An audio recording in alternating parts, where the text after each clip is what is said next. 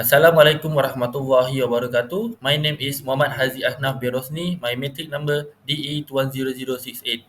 Okay, now I will present about introduction, technical problem and objective. Okay, the introduction is an industrial power network supplies electricity to industrial units with stable voltage and frequency crucial for power quality. Smart grid technology optimize energy consumption and safety procedure and are essential. Sustainable industrial network requires strategies to reduce environmental impact, optimize resource use, and implement energy efficient technologies. Implementing recycle waste to energy initiative and using digital twins and industry 4.0 tools improve sustainability and operational efficiency. Okay, the technical problem is the integration of renewable energy, energy efficiency, optimization, reliability, ensure, and concern are obstacle in the design of sustainable industrial networks. The compound of technological problems are issues related to data security and privacy, scalability for future development, smart sensor integration, complexity, accurate life cycle evaluation, real-time monitoring, and user-friendly interface design. Industrial energy Industrial engineering, energy system, information technology, and environmental science experts must work together to develop a cooperative, interdisciplinary strategy to address this problem. And our objective is first conduct a feasibility study and model the industrial network using ETAP software, especially special specific specific specifying component setting as per single line diagram of industrial network given. Second objective, analyze network performed through a power flow analysis, monitoring current, power factor, and voltage level. And the last objective is integration of generator and power factor corrector. Okay, next. Assalamualaikum warahmatullahi wabarakatuh. My name is Irsyad Syahmi bin Rususaini. My metric number is DE210109. For methodology, the first method is team formation and documentation. Form a group of 4 to 6 people by gathering colleges and then keep track of individual and group activities by regularly updating details and then share progress weekly using weekly progression minutes template. And then the second method is feasibility and working modeling.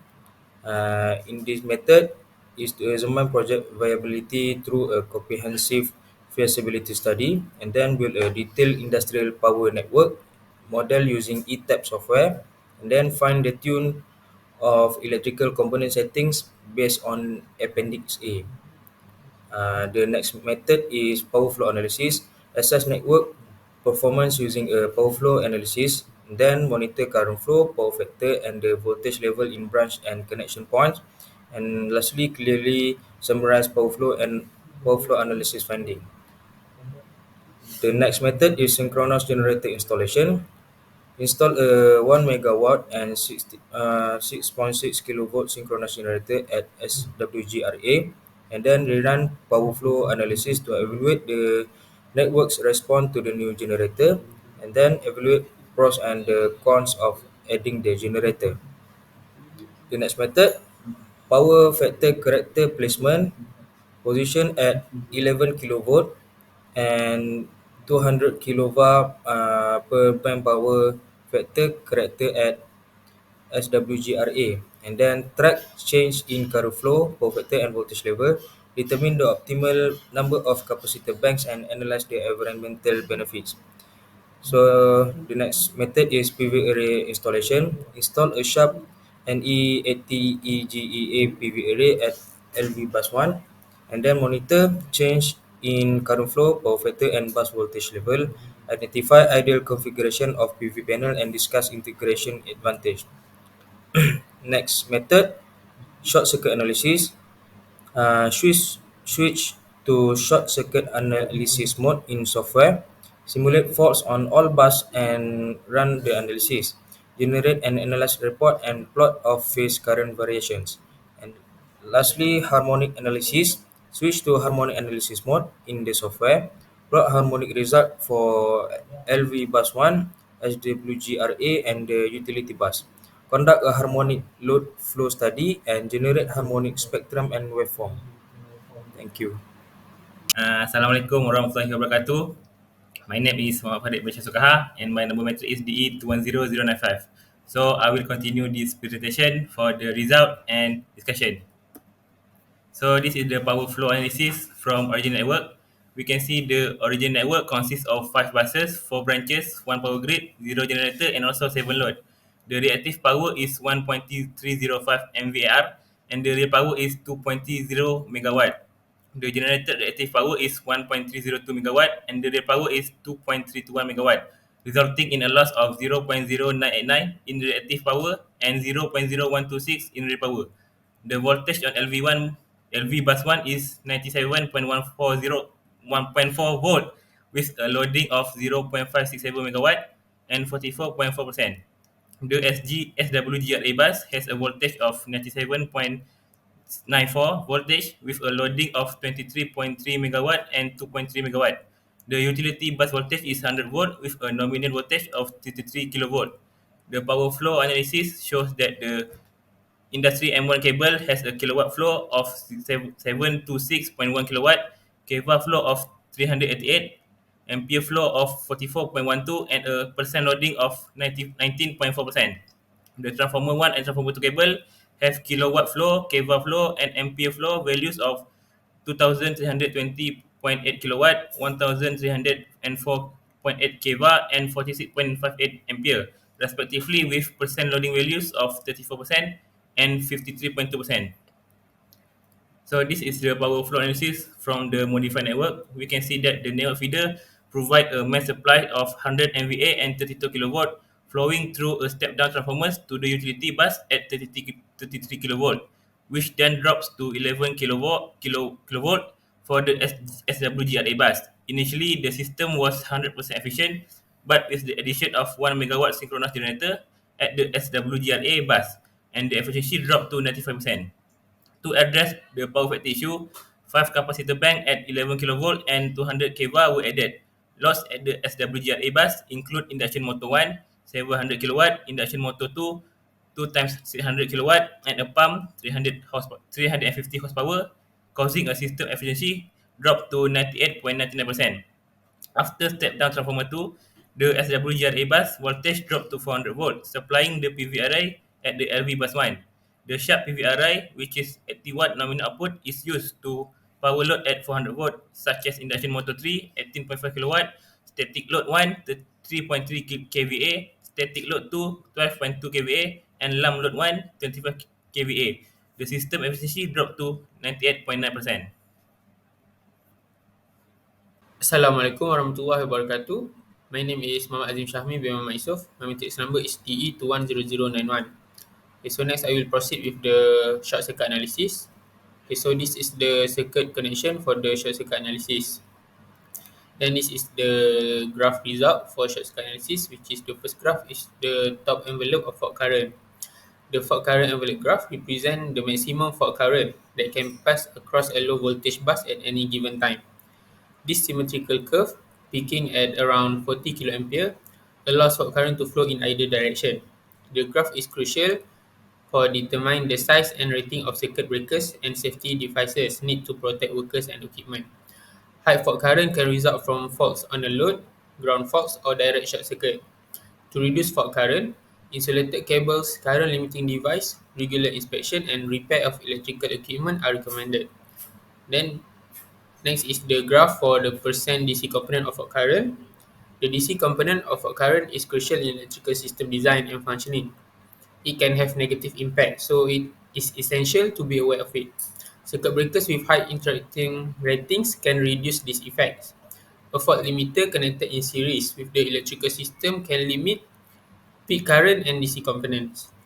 Designing the system with the lowest XR ratio, efficient generator connections, and low impedance wires can minimize the impact of DC component fault current and prevent damage to electrical equipment. Okay, next, still the result of short circuit analysis, which is Next graph is the DC component of fault current. Okay, the graph shows the DC component of low voltage bus fault current influenced by the circuit's inductance. This component can cause issues like strain on circuit breakers, arc flash risk, wire and equipment heat, and interference with electronic device. However, it reached a peak value of 15 kiloampere at 0.02 seconds. The graph shows that the DC component decreased exponentially. Circuit breakers with large short circuit breaking capacity can help lower the DC component of fault current, preventing overheating. Reactors release energy into the circuit as AC current when a defect occurs. The optimal method depends on the circuit and operating conditions. Understanding the DC component is crucial for safe and reliable power system design and operation. And the last graph is the AC component of fault current RMS. The graph illustrates the fault current RMS AC component, which start at 0 seconds and peaks at 12 kiloampere, approximately 0.02 second. Okay, so it is caused by the circuit capacitive and inductive reactance, which store energy as an electric and magnetic field. The AC component size is determined by the reactance and instantaneous AC voltage. Negative effects include elevated temperatures, disruption in electronic devices functioning, and increased strain on overcurrent safety system. Overcurrent protection device can interrupt the fault current to lower the AC components. Filters can selectively pass or block specific current frequencies to reduce damage. Okay, so understanding the AC component is crucial for reliable and safe power system construction and operation. That's all from me. Thank you. Assalamualaikum warahmatullahi wabarakatuh. My name is Syarul Adli bin Zulfikosni. My number is DE210106. So today I will present the result of short analysis. So this is the graph for total fault current. So the total fault current graph for low voltage bus one is demonstrate a sharp decline from 20 amperes to 20 amperes in less than 1 second. This is due to the total current flowing through the circuit during a fault, which can be caused by conductor contact, insulation failure, or moisture. The circuit impedance determined by resistance, capacitance, and inductance sets a limit on the fault current. As the fault current decays, the graph reveals a rapid decay due to the magnetic field of the fault current, creating a oppositional voltage in the circuit. This fault can be detected by circuit breakers and fuse, which can be designed and chosen using the fault current graph. The graph also reveals the type of faults, such as bolt fault, which occur when two conductors make direct contacts. So this is the harmonic analysis circuit that we made in the ETAP software. And this is the result of harmonic analysis spectrum. So the voltage spectrums, three harmonic frequencies, 150, 250, and 350 Hz, have the largest peaks, potentially caused by gadgets or nonlinear loads in the electrical system. The utility bus, 33 kilovolt, has high percentage across the spectrum, suggesting it is more prone to harmonic distortion. As frequency increase, the magnitude of harmonics decrease due to increased attenuation of higher frequency components in power networks. The presence of harmonics at certain frequencies can impair the functionality and longevity of electrical equipment linked to this bus, increasing system loss. Further investigation into the source of this harmonic is needed. So next is the result of harmonic analysis for waveform. The graph display waveform for three distinct bus voltage in a power system, revealing voltage variation over time. Harmonics or distortion are present as none of the waveform exactly sinusoidal. The SWGRA 11 kV and the util bus 33 volt waveform has similar shapes, suggesting they may be subject to the two similar electrical phenomena or distortion. However, the LV bus 1 waveform has a distinct distortion pattern, suggesting different loads or disturbance affect the low voltage bus differently. Waveform distortion can lead to power system inefficiencies, causing issues with sensitive electrical device, increased heat generation, and shortened equipment file. Further research is needed to understand the reason for waveform distortion, including the type of load connected to each bus, electrical connection, and nonlinear loads causing harmonics. Comparing this waveform with spectral analysis can provide further information about harmonic frequencies and possible source. Assalamualaikum warahmatullahi wabarakatuh. My name is Nik Harul Hazri bin Nik Fazil. Number matric is DE210045.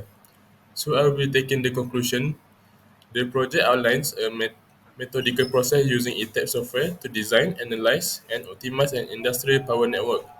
It involves creating a virtual model, assessing power factor, voltage, current flow, and equipment, and reducing distortion.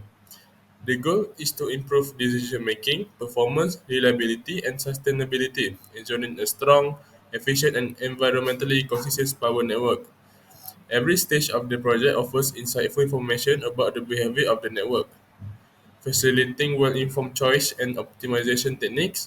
Through the utilization of ETAP, this methodology surpasses the constraint of conventional design approach and opens the door to a future in which industrial power networks are not only dependable and efficient, but also sustainable and ecologically conscious. So that is all for our group. Thank you.